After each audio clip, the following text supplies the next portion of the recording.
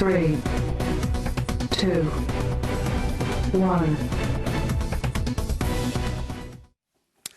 태국의 구간 대관식이 진행이 됐는데 계속 진행이 소식이 계속 들려오네요. 이번에는 초호화 대관식 소식이네요. 네, 태국에서 69년 만에 이제 그 구강 대관식이 열렸는데요. 예. 굉장히 화려합니다. 영화의 한 장면을 보는 것처럼 모두 황금빛이고요. 69년 만이니까 사실 태국 국민들도 난생 처음 저런 대관식을 본다라고 하시는 분들이 있을 정도인데요.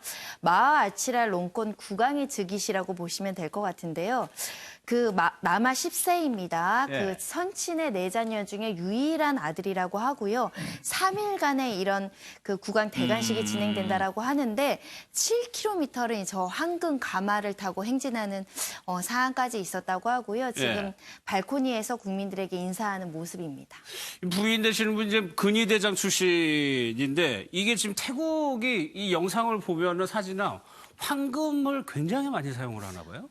황금 좋아하는 분들은 엄청 많은데 특히 이제 태국이 황금과 코끼리를 이용해서 이 대관식을 굉장히 화려하게 했는데요. 예. 그 황금 쓰인 것만 보시더라도 높이 26cm, 무게가 7.3kg나 되는 황금을 사용한 왕관이 등장하기도 하고요. 지금 보시면 가마나 옷이나 모두 다 황금이라고 보시면 됩니다. 저 가마도 황금입니다.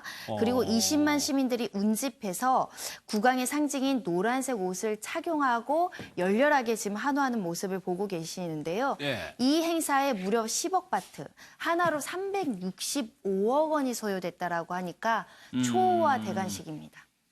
그럼 보면은 유영걸 대표 지금 보면은 20만 시민들이 운집을 했다라는 거는 시민들도 거기에 호응을 하고 있다는 건데 얼핏 보기에는 비판적인 시각이 충분히 있을 것 같기도 하거든요. 그만큼 태국 황실이 처신을 잘했다고 봐야죠. 1932년에 거의 80년 전에 절대 왕정에서 입헌 군주제로 바뀌었거든요. 예. 입헌 군주제로 바뀌었는데 굉장히 그 왕이 처신을 잘했어요. 지금 대관시황 국왕의 아버지도 처신을 잘해서 그 태국 국민의 아버지라고 불렸어요. 그리고 태국이 쿠데타가 잘 일어나거든요. 근데 쿠데타가 일어나는데 왜 실패하냐? 국왕이 허락을 안 해주면 실패해요. 네, 그만큼 국왕이 오케이 하면은 쿠데타가 성공하고 네. 아무리 무력으로 제압하더라도 안 돼 하면 내려가야 돼요. 그럴 정도로 국왕의 이 권한이 힘이 존경심이 태국 국민한테 굉장히 넓게 이렇게 받아들여지는 거죠. 그래서 인터넷이나 뭐 신문이나 이런 데서도 예. 왕에 대해서 함부로 비난을 하면은 최고 15년형을 받습니다. 비난을 하면 네, 15년이요? 비난 비아냥거리거나 뭐 이런 식으로 하면은 최고 15년. 그러니까 어떻게 보면 함부로 이렇게 못하는 거죠. 그러니까 재산이 황실 재산이 지금 우리 돈으로 한 35조 된다는데 태국 많네요. 국민으로 봐서는 돈은 많이 드는데 네. 그만큼 황실이 국민 통합의 그 역할은 상당히 하고 있다. 그래서 35조 원에 비해서 어떻게 보면은 그게 국민 통합이 더 가치 있는 거 아니냐. 이런 또 평가를 할 수 있는 거죠. 일본이 지금 나루히토 천황이 새로 즉위식을 했는데 네. 그것도 19세기 말에 그 사카모토 료마가 대정봉안이라는 걸 했잖아요.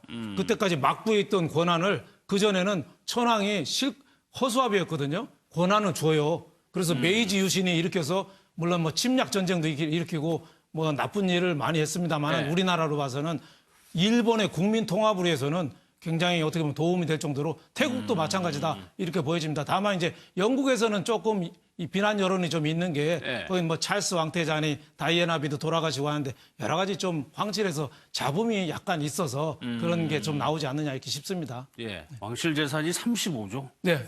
대단하네요. 알겠습니다. 두 번째 사진은 조수미 씨 관련 소식인데 이탈리아에서 훈장을 받았어요? 네, 어제 주한 이탈리아 대사관으로부터 이탈리아 대통령의 서명이 된 그 이제 기사자기하고 친선 훈장을 받았습니다. 예. 이제 원래 학술이라든가 문화, 기술과학 쪽에 이탈리아 한국 간의 교류 증진에 힘쓴 사람들한테 주는 건데 이제 이 이탈리아 대사관이 설명하기를 조수미 씨가 워낙에 이탈리아에서 유학도 했지만 예. 그 이탈리아 어떤 오페라에 대해서 완벽히 해석을 했고 또 한국과 이탈리아의 오페라 공동 제작 그리고 두 양국 간의 음악인들의 교류에 힘써서 이렇게 자기를 주겠다. 친선 훈장을 주게 됐다라고 했고 조수미 씨도 너무 감사하다. 앞으로 후학 양성에 힘쓰겠다. 네. 그런 소감을 밝혔습니다. 사진에서도 그 느낌이 전해지네요. 조수미 씨가 국내 학력이 서울대 중퇴로 알고 있었는데 그게 어떻게 된 경위가 좀 나왔어요? 네, 지난 주말에 예능에 출연해서 얘기를 했는데 예. 사실 이제 들어갈 때는 그 수석으로 들어갔다고 해요. 그런데 그 1학년 때 도서관에서 한 남성을 만났는데 첫눈에 반했다 그래요.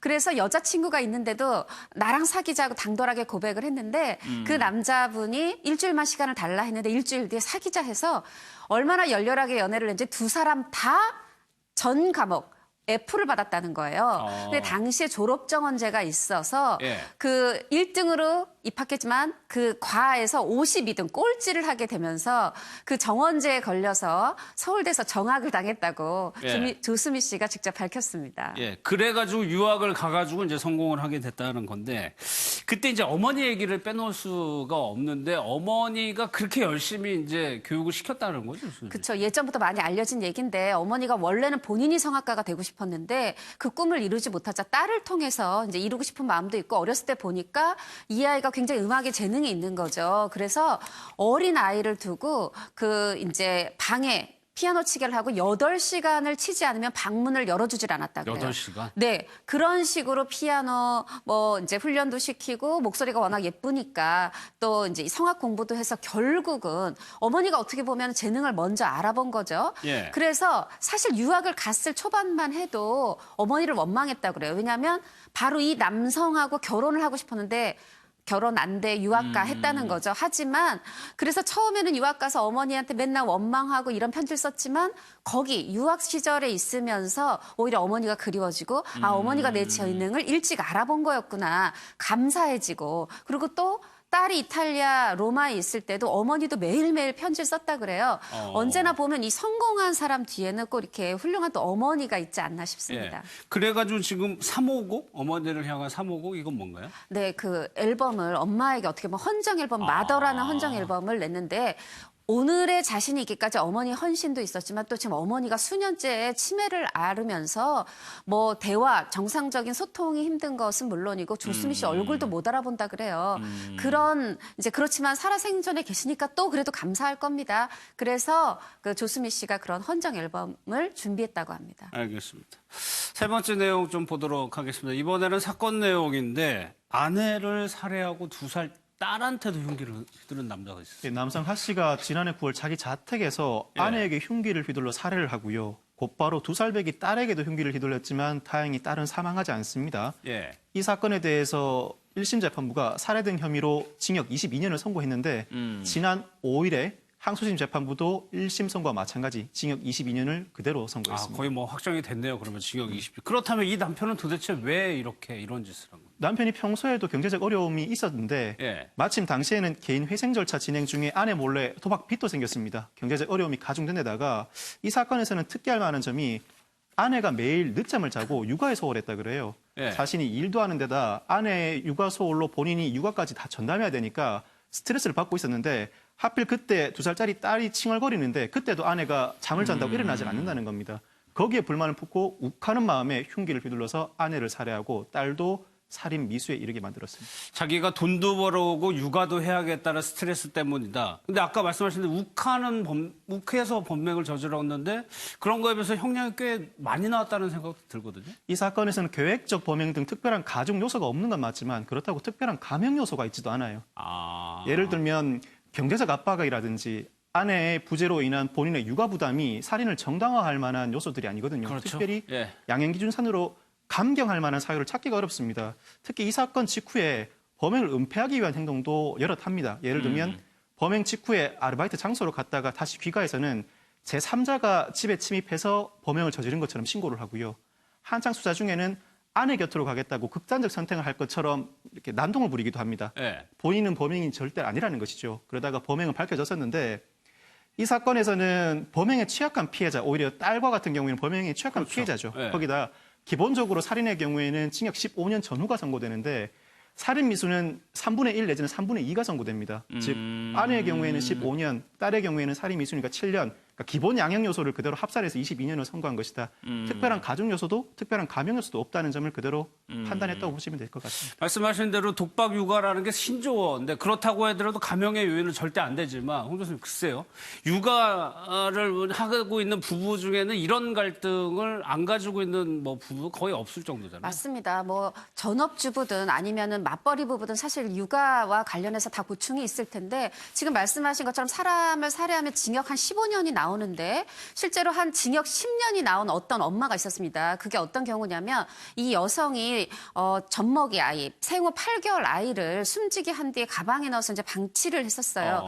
그런데 당시에 10년이 나왔습니다. 징역 10년이 나왔는데 그 선고 이후로 당시 재판부가 이 혼자서 두 아이를 키우면서의 어떤 육아 스트레스, 고충, 또 어려서 이 엄마의 어떤 불우한 성장 환경 이런 것들을 좀 감안해서 네, 징역 10년이 나왔던 걸 보면 그만큼 이제 육아 스트레스를 좀 인정하고 있지 않나라고 헤아리지 않았나 생각이 드는데 실제로 포털 사이트에도 이제 아내들이 많이 올린 그런 어떤 육아 스트레스에 관한 글들이 많고 그래서 이렇게 육아 뭐 독박 육아 치면 독박 육아 스트레스, 독박 육아 이혼, 뭐 육아 전쟁 이런 것들이 관련 검색어로 나옵니다. 그래서 이번 사건을 두고 누리꾼들이 이렇게 얘기를 해요. 아니 지금 독박 육아 스트레스로 이 사람을 죽일 거면 우리나라의 남편들은 아내들한테 다 말하자면 이제 안 좋은 일을 당했겠다. 그 얘기는 뭐냐면 이번에 부인이 결코 잘했다고 할 수 없지만 이 남성도 독박 육아 스트레스라는 게 사람을 죽일 만한 이유는 아니다라면서 공감할 수 없다라는 그런 의견들이 많습니다. 알겠습니다.